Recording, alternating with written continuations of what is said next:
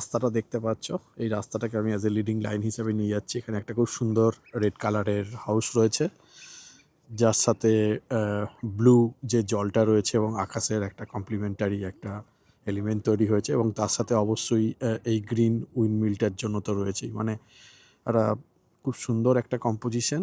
রাস্তা রয়েছে, জল, আকাশ। হ্যাঁ, আকাশে একটু মেঘ থাকলে বা একটু এলিমেন্ট থাকলে ভালো হতো।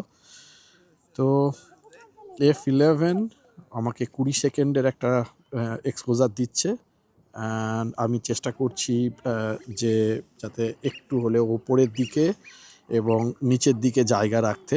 বাঁ দিকেও একটু জায়গা আছে, দেখো ডান দিকে কিছু করার নেই, বাড়িটা আছে, কিন্তু ওপরে এবং নিচে আমি একটু হলেও ব্রিদিং স্পেস রেখেছি। And here is my shot.